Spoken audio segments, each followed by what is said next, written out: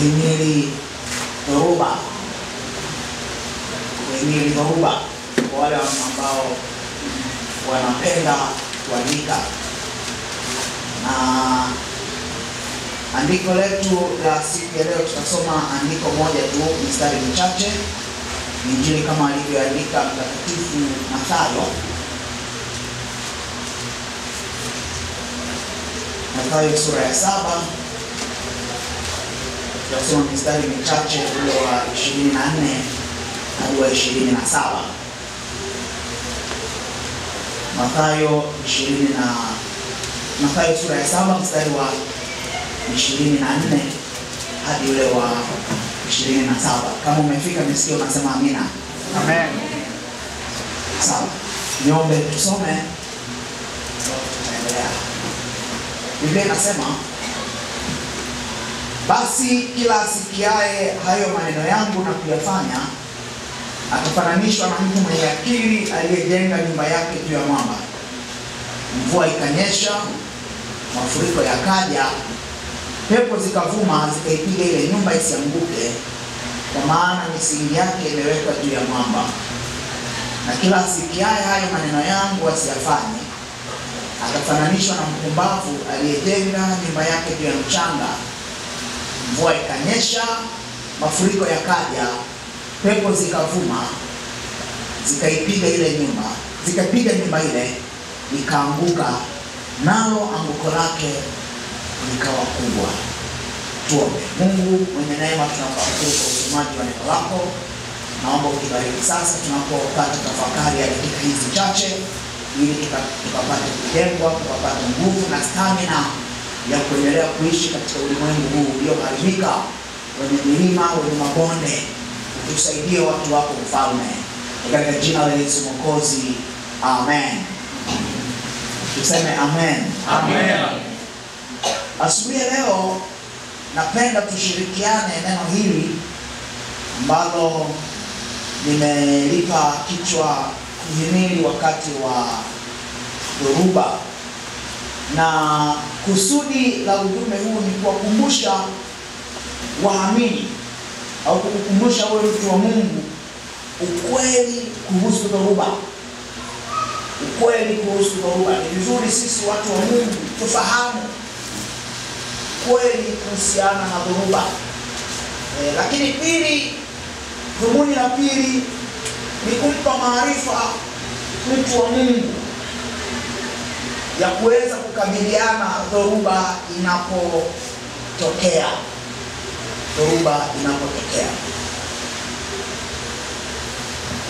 Kwenye kijiji fulani kulikuwa kuna mtu mmoja analima mazao yake, na pembeni ya shamba lake kulikuwa na kichuguu ama kimwinuko fulani, kimlima. Na kimekuwepo pale kwa miaka mingi ya kutosha.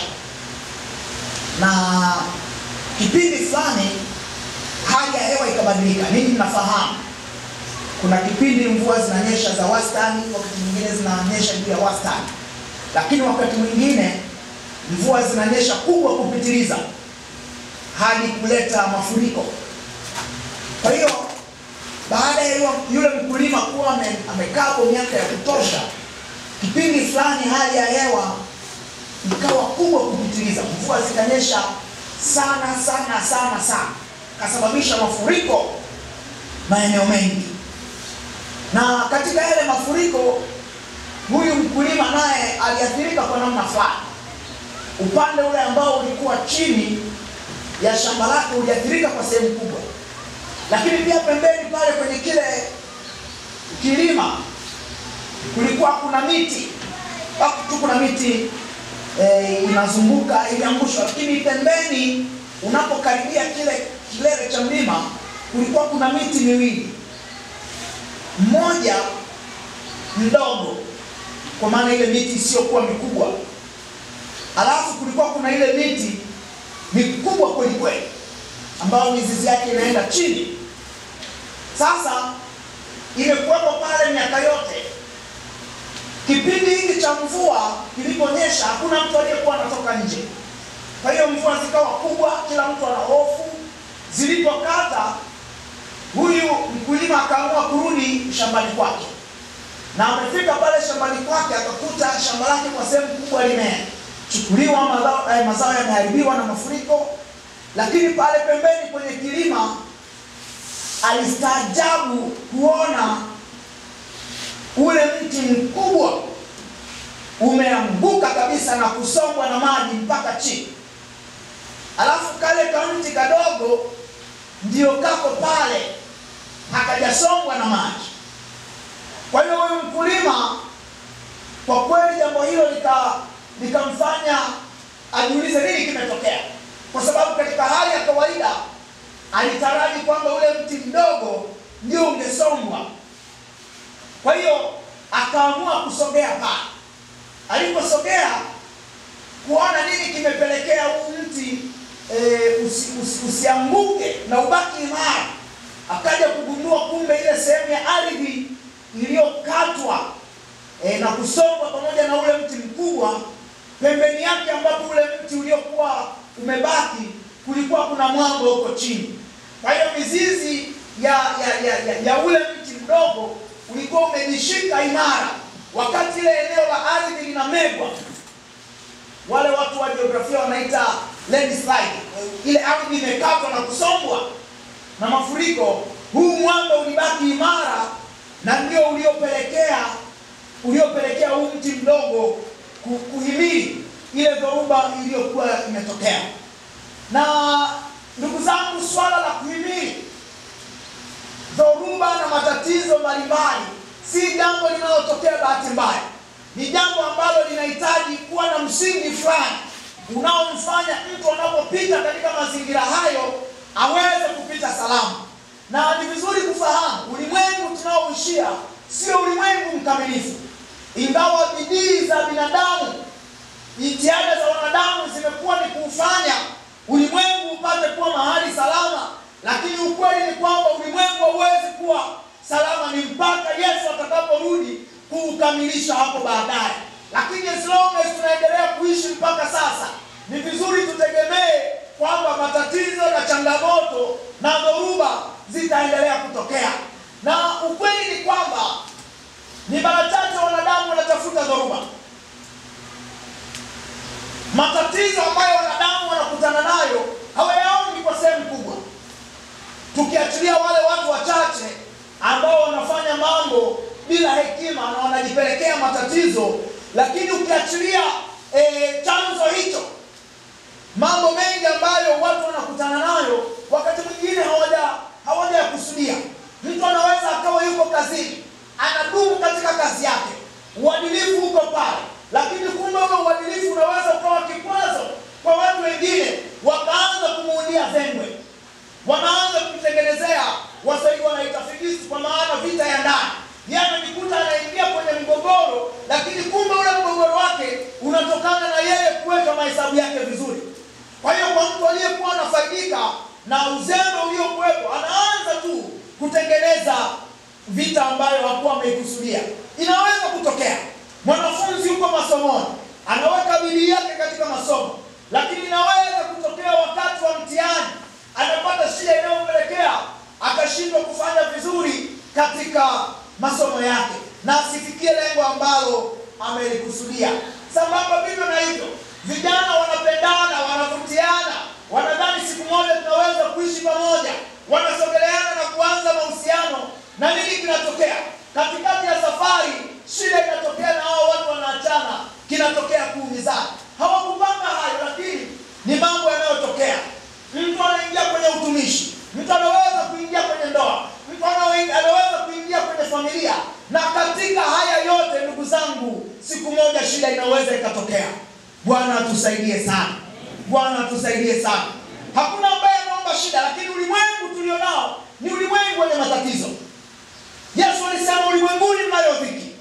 Kwa hiyo dhiki ipo watu wa Mungu, shida zipo watu wa Mungu, dhoruba zinawakuta watu wa Mungu, na zinapowakuta mwisho wa siku ni yule mwenye misingi iliyo imara, ni yule mwenye udhabiti ndiye anaweza kupita salama. Unajua shida inapotokea, matatizo yanapotokea, dhoruba inapotokea, watu kutawanyika, utafuta kujinusuru. Lakini pia inaweza ikatokea wale wasio na uthabiti katika maarifa, wasijue nini cha kufanya na zile dhoruba zikawakumba. Na ndio maana kuna mtu anapokumbwa na dhoruba ya mahusiano, mwingine anaamua kuchukua uamuzi wa kujidhuru nafsi yake. Huyu ni mtu amekutana na dhoruba, na dhoruba hiyo sasa imeshamyumbisha kiasi ya kwamba hana uimara wa kumsaidia kupita pale. Kuna mtu anakutana na dhoruba labda katikati ya watu waliowaamini. Aliwaamini marafiki, akawapa maisha yake, na siku moja akaja kugundua kumbe wale ndio wanaozunguka kinyume yake. Na nini kinatokea? Mtu anaweza kufikia hitimisho la kusema watu wote ni wabaya, hakuna anayeaminika. Hapana, watu wazuri wapo. Ukiona mtu anasema lugha ya namna hiyo, ni kwa sababu kuna mahali amepita, na sasa lile wimbi limemsonga, ile dhoruba imemwangusha. Mtu anaweza kuingia kwenye ndoa. Mimi ni mashahidi, tunasikia mambo haya, maana yanawekwa mengine hata hadharani, kwamba watu walikuwa wamependana, wameingia kwenye ndoa, wamezaa hadi watoto, na nini kinatokea? Dhoruba inatokea katikati yao, na baadaye mmoja anaomba talaka, ama wanaamua kutengana.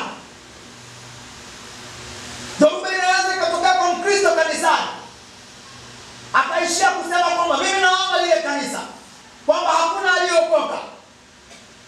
Bwana atusaidie sana. Waliookoka wapo. Sema wewe unaweza ukawa huna misuli ya kutosha kupita hapo kwenye dhoruba. Ndugu zangu, dhoruba zipo, matatizo yapo, shida zipo. Na nimewahi kusikia mtu anawaambia watu acha kuteseka. Unaachaje kuteseka? Ni kauli inataka kuonesha kana kwamba mtu anajitakia mateso. Hakuna anayejitakia mateso. Mtu unaishi zako vizuri, unakula zako nyama, unakuja kushtuka umepata kansa. Nani amependa haya? Ni jambo limemkuta. Umezaa watoto, wamekuwa, mmoja ameamua kuwa nunda, hasikii maelekezo. Hakuna mzazi anapenda hayo. Yamemkuta. Umempenda mtu ni mwimbaji, mnadhani mtaendana, baadaye unakuja kugundua mwendani, mnaachana, mnaumizana. Hamkupenda hayo, lakini amewakuta. Yamewakuta. Kwa vijana wanaoamua kusogeleana, wanapata picha kama ile kwenye tamthilia, kwamba mambo yetu yatakuwa mepesi, unajua tutapendana wenyewe, tutakuwa tunaenda out, atakuwa ananifungulia mlango wa gari.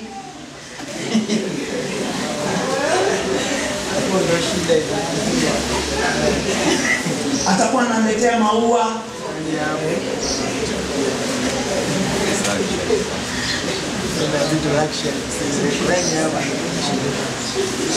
Lakini unapomsogelea unaanza kushangaa mambo hayako hivyo, na baadaye unaamua kukaa mbali.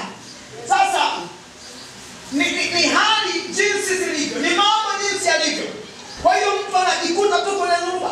Mtu anaweza kuwa kujikuta amepata msiba. Anapata msiba, mtu wake wa karibu ameondoka. Hayo ndio mambo ya duniani, ndugu zangu. Hakuna mtu ambaye anaomba matatizo. Sasa wengi wanajaribu kuonesha kwamba Ukristo ni namna ya kuepuka matatizo, na wengine wanajaribu kuleta mahubiri ambayo yamepotoka, mahubiri ambayo sio sahihi, kwamba unajua kama umeokoka unapitaje kwenye matatizo. Kama wewe umeokoka, kwa nini ume? Sijui unajua Mungu. Maneno yanakuwa mengi. Yesu alipoambia ulimwenguni nao dhiki, kumbuka alikuwa anawaambia wanafunzi wake. Alikuwa anawaambia mitume. Tuna habari ya nabii mmoja mkubwa sana kwenye maandiko, anaitwa Elia. Elia amemtumikia Mungu, amekuwa nabii mwenye nguvu. Na siku moja tu Malkia anaamua kutafuta maisha yake. Elia kutoka kuwa katika nabii mashuhuri ambaye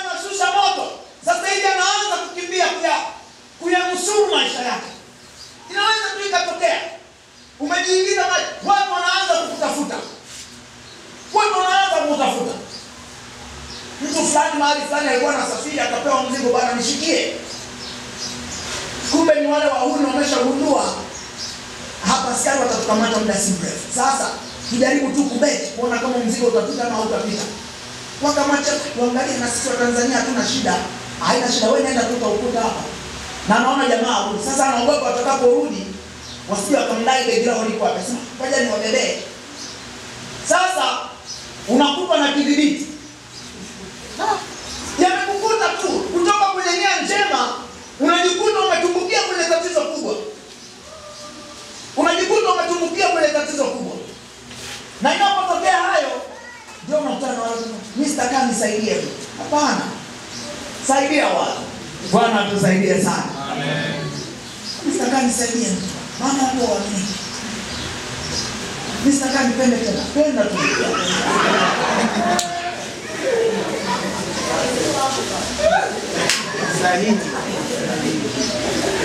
Kwa hiyo nataka kusema kitu gani? Ndugu zangu, duniani matatizo yapo. Na kuwa Mkristo haitufanyi kuepuka hizi shida. Haitufanyi tusikutwe na matatizo. Na leo ndio maana kuna wahubiri wengi sana wanajaribu kuwahadaa watu mpaka kuwapa vitu, kujaribu kuwaonesha kwamba hawataingia kwenye shida. Sio kweli. Shida kama Yesu amesema ulimwenguni mnayo dhiki, tujue kweli ulimwenguni dhiki ipo. Kama Petro na Yakobo walikuwa pembeni ya Yesu, Yakobo akanyongwa, Petro akawekwa gerezani. Tunawezaje kuwadanganya watu kwamba hawatakutana na matatizo wakiwa hapa duniani? Ndugu zangu, matatizo yako hapa duniani. Matatizo yako hapa duniani. Bwana atusaidie sana. Amen. Na sitaki tu kukaza kuambia kwamba matatizo yako kwa maana watu wakubali matatizo. No, ninachotaka kuzungumza huo ndio ukweli. Yanaweza yakakukuta. Na inapomkuta mtu tusitafsiri kwamba ni dhambi peke yake. Tusitafsiri kwamba amemkosea Mungu. Hapa ndio duniani, kwa sababu shetani yuko na magumu yako. Kwa sababu ulimwengu haujakamilika, basi tutegemee milima iko na mabonde yako. Mtu anaweza kuhangaika kukosa kazi. Mtu anaweza kuhangaika akajikuta amebaki peke yake. Mtu anaweza akajikuta amefukuzwa mahali. Hayo ndio mambo ya duniani. Sasa hayo yanapotukuta tunatakiwa tufanye nini? Ni vizuri sana watu wa Mungu tufahamu. Lakini wakati tunakubaliana na ukweli kwamba matatizo yako, ni vizuri kufahamu ni mapenzi ya Mungu watu wake waweze kukabiliana na matatizo, sio kuyakimbia. Wakati Yesu anawaambia, anatoa huu mfano, anajaribu kuonesha kwamba anayefuata maneno yake anafananishwa na mtu mwenye akili ambaye pepo huwa zinavuma, zinaipiga ile nyumba. Lakini tofauti ya mtu mwenye akili na yule mpumbavu ni kwamba yule mpumbavu nyumba yake ilianguka, ila yule jasiri, yule mwenye akili, yule mwenye maarifa, nyumba yake ilikaa imara baada ya dhoruba kupita. Na tunachotafuta ndugu zangu ni kwamba dhoruba zinapopita sisi wote tuwe salama. Amen. Bwana tusaidie sana. Amen. Dhoruba zinapopita mimi na wewe tuwe salama. Hayo ni mapenzi ya Mungu. Na ndio maana maandiko yanajaribu kuja na huu ukweli kutuonesha ni kwa namna gani tunaweza kukabiliana na hizo dhoruba tunazokutana nazo hapa duniani. Na maandiko yanazungumza vitu vingi sana. Yanazungumza pande mbalimbali ambapo tangu unapoanza kusoma vitabu vya hekima vinakupa hekima ya namna unavyoweza kuishi na watu na kupunguza migogoro. Unaposoma nyaraka mbalimbali zinajaribu kukuonesha ni kwa namna gani unaweza kukabiliana na dhoruba za maisha zinapotokea. Na hata katika fundisho la Yesu amefundisha mambo hayo kwa upana mkubwa sana. Moja ya vitu ambavyo amevizungumza ni kuwa mtu muombaji. Amesema ombeni ili msije mkaanguka katika majaribu. Kwa hiyo majaribu yapo, na kuomba ni moja ya njia ya kumfanya mtu wa Mungu kuwa mshindi. Amen. Kwa hiyo msalaba anaukabili anapita hapo salama. Vita anaikabili anapita hapo salama. Na mtu shujaa sio yule ambaye hakupigana vita, isipokuwa yule aliyepigana vita akashinda. Amina. Na hicho ndicho ambacho Mungu anataka katika maisha yetu tuweze kukifahamu. Ni mapenzi yake kwamba mimi na wewe tuweze kushinda haya. Amen. Na watu wengi hudhani kwamba Matatizo yanawakabili watu wazima. Ndugu zangu, matatizo yanakabili watu wazima, yanawakabili vijana, yanawakabili na watoto pia. Kwa hiyo katika umri wetu na ujana wetu ni wakati mzuri sana wa kujenga stamina yetu ya kimaisha itakayotusaidia sana. Yanatukuta wengine wanaweza kwenda mbali akawakuta yakaathiri maisha yao. Yakaathiri maisha yao. Mwaka jana kama mwaka juzi, daktari mmoja alikuwa anamshauri mtu amepata ajali na sasa anatakiwa akatwe mkono. Haukuwa uamuzi mdogo. Yanamkuta mtu. Sasa mambo kama haya yanapotukuta, tunatakiwa tufanyeje? Na ni vizuri sasa kujenga stamina yetu, lakini ni mapenzi ya Mungu tuweze kukabiliana na dhoruba zinapoibuka. Na maandiko yana namna nyingi sana yanazungumza namna ya kuweza kukabiliana na haya mambo. Lakini leo tunajaribu kuangalia moja ambalo Yesu amelifundisha. Ishinde dhoruba. Simama imara baada ya dhoruba. Amen. Kuna watu wakikutwa na mambo ambayo hawakuyatarajia, tumaini linapotea kabisa. Tumaini linapotea kabisa. Na bahati mbaya sana, kwa kuwa tunaishi kwenye ulimwengu wa maonesho,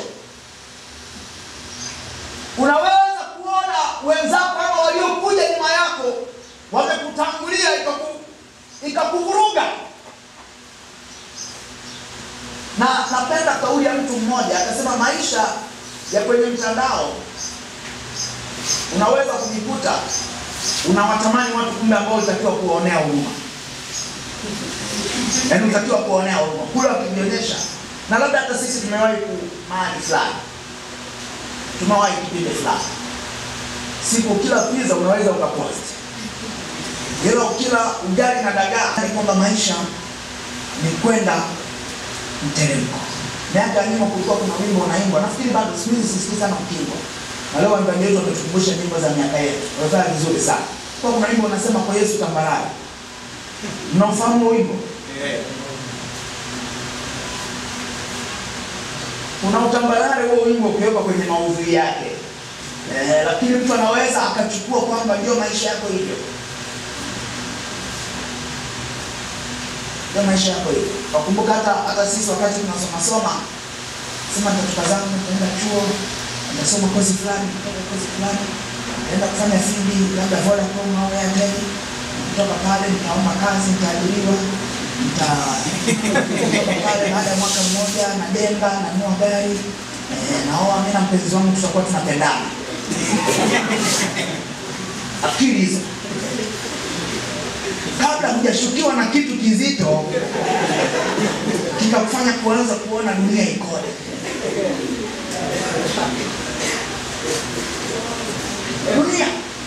Dunia ni hapo hayo. Bwana atusaidie sana. Amen. Sasa Yesu anatufundisha. Leo nataka tuangalie jambo moja. Ni mapenzi ya Mungu kabisa tushinde haya.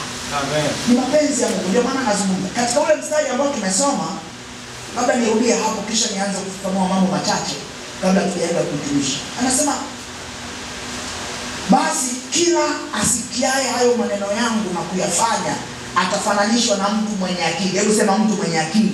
Mtu mwenye akili alijenga nyumba yake juu ya mwamba, mvua ikanyesha. Huyu mwenye akili anazungumza, mvua imenyesha, mafuriko yamekuja, pepo zimevuma, na maandiko yanasema zikaipiga ile nyumba. Zikaipiga ile nyumba. Kipindi ndio tunakaribia kuoa. Wale watu waliotangulia, kuna watu wanawatazama sana, hao wagombani kabisa. Yaani sasa wagombani, yaani hawajai kubishana. Nataka kuzungumza wenye akili wanapigwa na zile pepo. Bwana atusaidie sana. Ule mstari wa 26 anasema, na kila asikiaye maneno yangu asiyafanye atafananishwa na mtu mpumbavu. Sasa naogopa usimwambie jirani yako sio mpumbavu, lakini aelewe tu kwamba kuna aina ya watu wanatajwa hapa. Ni aina ya watu wanatajwa hapa. Huyu mpumbavu amejenga nyumba yake juu ya mchanga. Kwa hiyo hapa wakati Yesu anatufundisha namna ya kuweza kukabiliana, kuhimili dhoruba zinazotokea, anatoa fundisho hili kwa kuleta mfano wa watu wa aina mbili. Mtu wa kwanza ni mtu mwenye akili ambaye anatajwa hapa, na mtu mwingine anatajwa ni mpumbavu. Na hawa wote wamepita katika dhoruba inayofanana. Anasema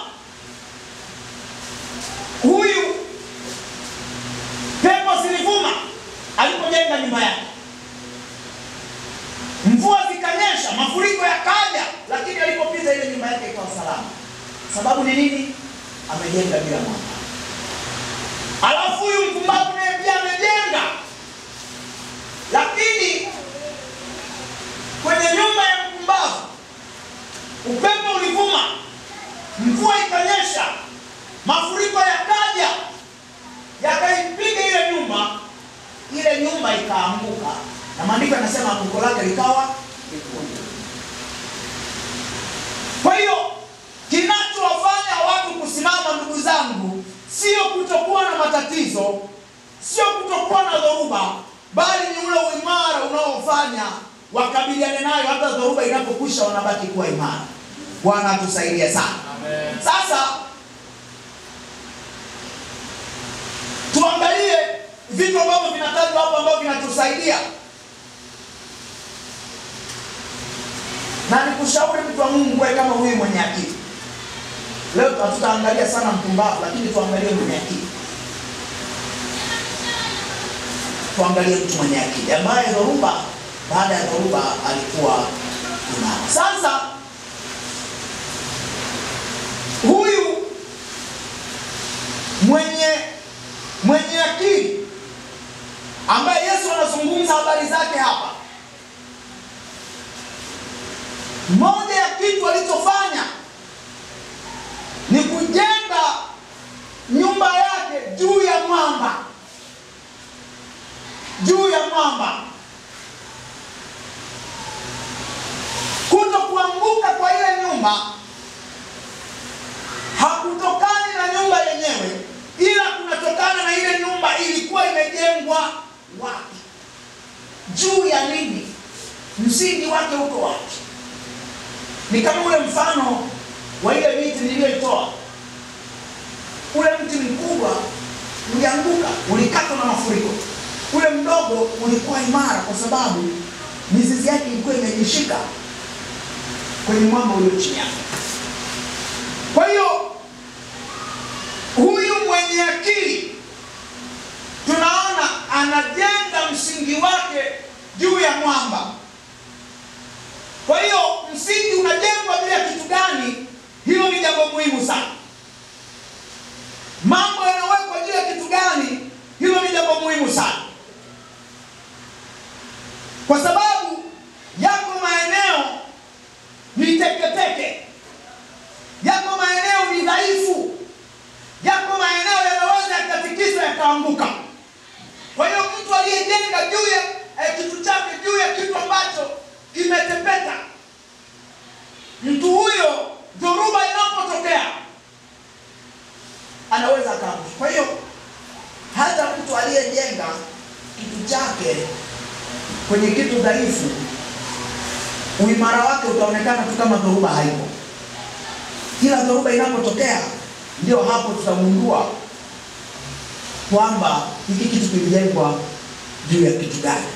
Na ndugu zangu, maisha yetu yote kwa ujumla, maisha yetu yote kwa ujumla yana mahali ambapo yanaweka msingi wake. Bwana atusaidie sana. Yana mahali ambapo yanaweka msingi wake. Na pale ambapo mtu ameweka msingi wake, ni vizuri awe na uelewa na maarifa ya kutosha yatakayomsaidia kujua kwamba hapa nilipoweka msingi, je, nitaweza kutoboa? Nitaweza kufika kesho? Dhoruba itakapotokea itakuwaje? Nitaweza kustahimili? Na wakati Yesu anasema haya, alianza kuzungumza juu ya fundisho lake. Anaonesha fundisho lake ni moja ya kitu kinachofanya mtu awe imara dhoruba inapotokea. Na ndio maana anasema yoyote anayesikia na kuyafanya atafananishwa na mtu mwenye akili. Kwa hiyo tukielewa mtu mwenye akili, utendaji wake utatusaidia sana kuelewa kile ambacho Yesu alikuwa amekusudia. Bwana atusaidie sana. Bwana atusaidie sana. Kwa kitu cha kwanza, mtu yeyote mwenye akili huwa anatumia akili. Mtu yeyote mwenye akili huwa anatumia nini? Akili. Na tukizungumza habari ya matumizi ya akili, wataalamu wanatuambia, nimesoma makala moja ya mtaalamu mmoja anazungumza juu ya makundi matatu ya namna ambavyo watu wanatumia akili. Kuna mtu akili yake inafanya kazi kwenye kila kitu. Kwa hiyo hata akipewa jambo la kufanyia kazi, hata kama analijua, atajaribu kufuata kanuni za utendaji, atajaribu kufuata taratibu za utendaji, na jambo lake anaweza akalifanya vizuri, kwa sababu akili yake iko pale kwenye kile anachofanya. Kwa hiyo kundi la kwanza ni la wale watu ambao wanatumia akili. Alafu kundi la pili na watu wenye akili lakini wametanguliza mazoea. Kuna kitu kinaitwa mazoea. Mazoea yanakuja pale mtu anapofanya jambo mara ya kwanza na ya pili. Sasa ameshalizoea, anasema hili huwa tunafanya hivi. Kwa hiyo mtu huyu anafanya mambo kwa mazoea. Na akishafanya mambo kwa mazoea, kama mambo yako vile vile anaweza asione madhara. Ila mambo yanapobadilika, akiulizwa kwa nini umefanya hivi, ataanza kusema unajua juzi tulifanya kama hivi, lakini hata fulani alisemaga. Hawezi kukaa kwenye ile itifaki, hawezi kukaa kwenye ile protocol ya kufanya jambo. Badala yake atatafuta, unajua hata jana nilifanya hivi. Na watu wengi pia kwa sehemu kubwa tumetumia hiyo mazoea. Bwana atusaidie sana. Mazoea. Na ndio maana ikitokea tumesikia habari ya mtu labda amemaliza safari yake ya maisha, wengi jana nilikuwa naye, najaribu kuuliza jana kuwa naye maana yake ni nini? Yaani hawezi kuipokea jana nilikuwa naye. Bwana fanya mtu. I said jana nilikuwa naye. Unajaribu kutafakari, jana nilikuwa naye inajaribu kumaanisha nini? Kwamba mtu akiwa naye jana hawezi leo kumaliza safari yake ya maisha, au ni nini? Au ni kwa sababu tu tumekosa cha kusema na mimi tuseme chochote? Rafiki yangu mmoja anajaribu kusema, ukimwambia jana nilikuwa naye, wewe kwa nini kulichangia yeye aondoke haraka? Kwa hiyo usikie karibu na wao. Anajaribu tu kuonesha upande wa pili wa vitu. Lakini point tunataka kuzungumza, kuna watu wanajaribu kufanya mambo kwa mazoea. Hawezi kuona jambo lile itifaki fulani akajaribu kuifuata. Lakini kundi la tatu ni wale watu ambao wanaweza kutoa jambo lakini hawezi kuanza kabisa kwamba jambo lake alifanyaje au na mpango gani atafanya. Bwana atusaidie sana. Hawa ni watu wanaitwa wasiotumia akili. Sasa ndugu zangu, ustawi katika maisha na kukabili alimbaka mwimbaji fulani wa nyimbo za duniani siku nyingi sema matatizo yake yawe yako. Ni kweli. Kama unataka hivyo ni sawa. Kwa hiyo anayeingia kwenye mahusiano ajue atapita hapo salama vipi. Ni mtu gani wa kuwa naye? Je, kama wewe ni binti, utatafuta mtu tu mwenye hela tu? Kwani kigezo ni hela tu au kuna nje ya hela? Wewe mkaka unaangalia tu rangi yake.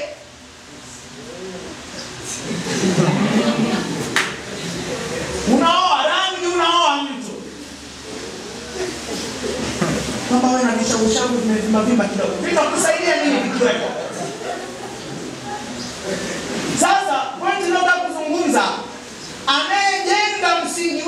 kimahusiano katika mambo ya juu sana.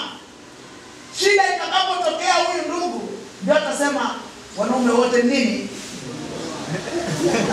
Sio kweli. Sio kweli. Ni msingi aliyouweka ndio umepelekea hapo. Hao wanaume hawaamini.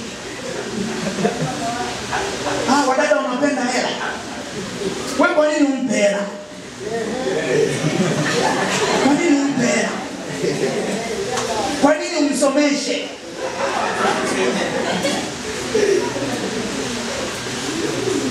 Kwamba watumishi wa Mungu unajua napungukiwa ada, kumbe msela ile ada anagawa na upendo pili nenda. Ndio siku hizi tunalipia kwa mtu namba. Mambo haya yametokea. Mtu anamfungua mtoto wake, kuna gharama hii imejitokeza na nini. Kumbe kuna mtu alimpenda na akapungukiwa ada. Anataka alipe. Mambo haya yametokea. Msingi.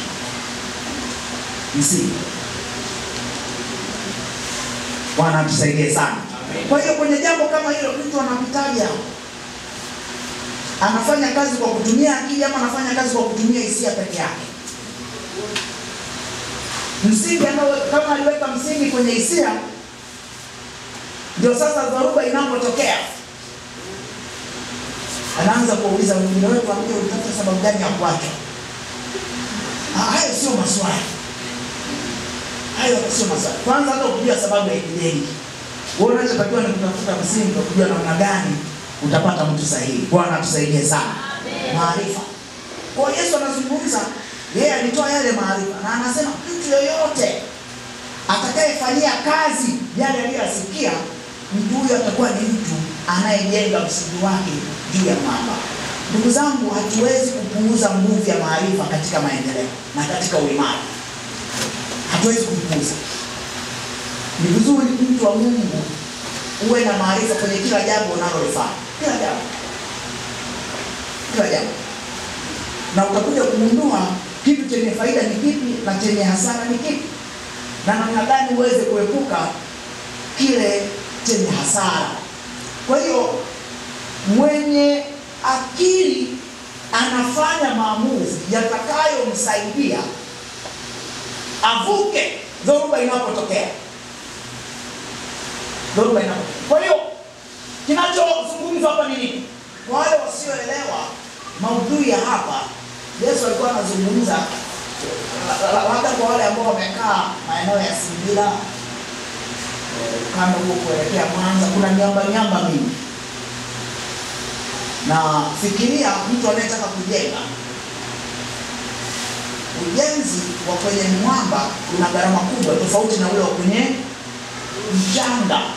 Kwa sababu mchanga unachimbua hapo kwenye mawe, lazima uyachonge, mengine uyaondoe. Ndio sio alichokuwa natoa mfano hapa. Kwa hiyo kuna mtu anajaribu kukwepa mambo yenye gharama, afanye yale rahisi, lakini mwisho wake ndio yanayoweza kupelekea shida. Ndugu zangu, ni vizuri kufahamu mambo yote tunayoyaamua sasa lazima yajengwe kwenye maarifa. Ikiwa ni mambo yanayohusu imani, tujenge kwenye elimu ya maarifa yanayohusu imani. Ikiwa ni mambo ya kijamii, iko elimu na maarifa ya kijamii yanayotusaidia kupita salama. Usikubali wewe mtu wa Mungu experiment ifanyikie kwako. Kwamba hata tulijaribu mimi nitakuwa kwanza. Inaweza ikakujaribu. Kwa nini tusijikite kwenye maarifa yale ambayo yanaweza kusaidia? Kwa hiyo Yesu anazungumza juu ya fundisho, juu ya maarifa ambayo mtu akiyatendea kazi yatamsaidia. Kwa hiyo anazungumza mwenye akili ni yule anayesikia na kutendea. Na maana yake ni kwamba kuna watu wanasikia na hawafanyaje? Hawatendi. Kwenye kutenda hapo ndio kazi ni kubwa.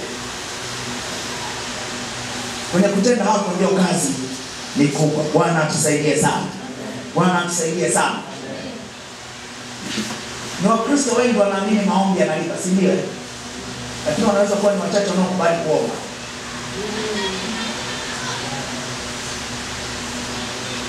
Kuna watu wanaamini neno la Mungu ni kweli, lakini wachache wanaweza kuweka bidii ya kusoma. Bwana atusaidie sana. Amen. Bwana atusaidie sana. Amen. Watu wanaamini kabisa maarifa yanaweza kumsogeza mtu kwenye hatua nyingine, lakini ni wachache anaweza akakubali kutenga muda kujifunza. Na maarifa katika ulimwengu tulionao yanapatikana kwa urahisi. Yanapatikana kwa urahisi. Ziko maktaba za kwenye mtandao, lakini ni wachache wanaweza kukubali kujifunza huko. Unaweza kuangalia mtu anapoingia mtandaoni kwa muda mrefu, anatumia zaidi watu. Bwana atusaidie sana. Bwana atusaidie tena. Maarifa. Na ndugu zangu, maarifa hayajawahi kuwa mepesi. Maarifa hayajawahi kuwa mepesi. Ni kitu ambacho mtu lazima aweke bidii katika hicho ili aweze kufanikiwa. Hivi mnafahamu hata chakula kinaweza kikamletea mtu shida.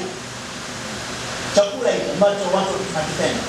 Ni wangapi wanaweza kujifunza elimu ya chakula? Sema tu leo siingii Facebook najifunza elimu ya chakula. Natolea mfano wa kitu ambacho tunafanya kila siku. Bwana atusaidie sana. Amen. Bwana atusaidie sana. Amen. Dhoruba. Namna ya kuikabili dhoruba. Kitu ambacho ndugu zangu kitatusaidia kukabili dhoruba ni kuwa wenye akili kwa kupata maarifa sahihi katika jambo sahihi, ili mambo yanapotokea, dhoruba inapotokea, tujue cha kufanya. Tujue cha kufanya. Mtu fulani alitoa mfano mahali kwamba kuna mtu alijifunza, aliona kitabu namna ya kuendesha ndege. Akachukua kile kitabu namna ya kuendesha ndege, kwa akakaa pale, kaanza kufyegofya ndege, kaanza kutembea mpaka ikapaa. Sasa yeye alikuwa anasoma kila ukurasa. Sasa alipofika ukurasa wa mwisho, akiwa ndani kule, inamwambia ili kutua soma toleo lijalo.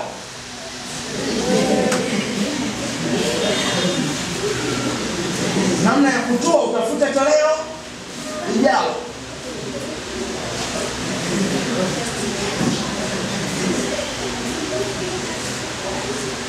Mnafikiri nini kilitokea?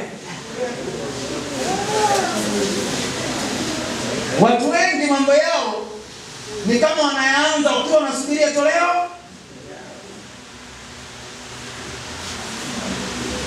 Ni vizuri watu wa Mungu kuwa na maarifa, msingi wa maarifa. Hata kama sio yote, lakini ule msingi mkamilifu ambao unaweza kumsaidia mtu kukabiliana na dhoruba. Ukitaka kutunza afya yako, hakuna ubaya ukipata maarifa kuhusiana na afya. Ukitaka kupungua, jifunze namna gani unaweza kupungua. Ukitaka kuongeza mwili, jifunze namna unaweza kuongeza mwili. Ukitaka kukabiliana na dhoruba za uimbaji, jifunze namna ya kuimba.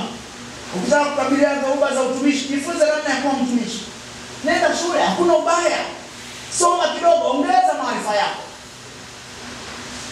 Unapotaka kuingia kwenye mahusiano, vivyo hivyo. Unapotaka kuwa baba, unapotaka kuwa mama, namna ya malezi ya watoto.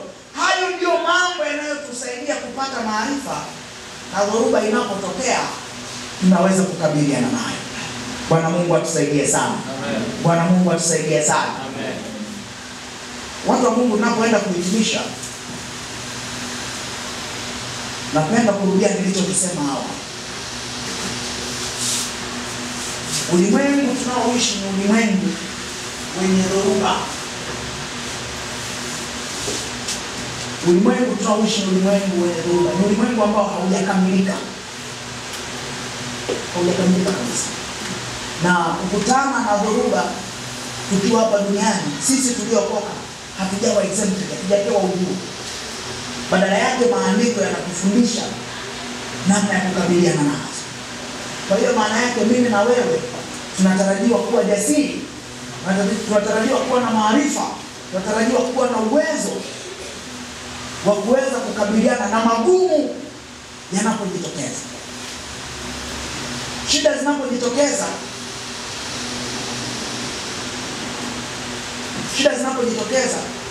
kuna watu wanachagua kulialia. Shida zinapojitokeza, kuna watu wanachagua kuzikimbia. Shida zinapojitokeza, kuna watu wanachagua nani wa kumlaumu. Kwamba mimi niko hivi, mjomba hajanisaidia, shangazi hajanisaidia, watu wameniacha. Na jamii yetu ni nzuri sana ya kuonesha mtu mwingine ndio ana matatizo, sio mimi. Angalia sana watu wanapozungumza habari ya watu. Nakwambia watu, kuna watu na viatu, hapo anawaza wengine. Yaani hamaanishi kwamba yeye anaweza akawa kiatu asiwe mtu. Hawezi kudhani hiyo. Hawezi kudhani kwamba yeye anaweza akawa chanzo cha kumkosesha mtu mwingine furaha. Hawezi kudhani kwamba yeye ndiye anaweza akawa tatizo, akawa mwiba kwa mtu mwingine. Watu wazani hayo. Tunawaza, Bwana atusaidie sana. Kwamba nimeenda kanisani wajaona nimependeza. Watu wanadhoofika kwa mambo kama haya. Nilipanga kuimba, sijapewa nafasi. Sijapewa nafasi ya kushuhudia. Kuna mmoja aliyama kanisa nilikuwa na naabudu miaka mingi, kwamba hajawahi kupewa nafasi ya kuhubiri. Shirikania, nikapa miaka mingi sijapewa nafasi ya kuhubiri. Sasa kule alipohamia, akapewa mchungaji aliyempokea kule, tukapata habari zake baadaye. Akataka kudhibitisha kwamba yeye ni tofauti sana na kule alikotoka, kwa maana kule washirika wapewe nafasi ya kuhubiri, yeye ana wao. Alipompa nafasi ya kuhubiri, akaanza kuhubiri habari za majini. Unajua kuna jini linaitwa fulani, kazi yake ni kufanya watu wasilale usiku. Kuna jini wewe. Sasa wewe miaka yote unasumbua watu, hujapewa nafasi ya kuhubiri. Kumbe hata neno la kuhubiri lenyewe huna. Unahubiri mambo ya majini, umeyatoa wapi? Kwenye Biblia gani? Jini fulani linaitwa jina hili. Kuna jini linaitwa Subiani, kuna jini. Wewe umeyatoa wapi haya?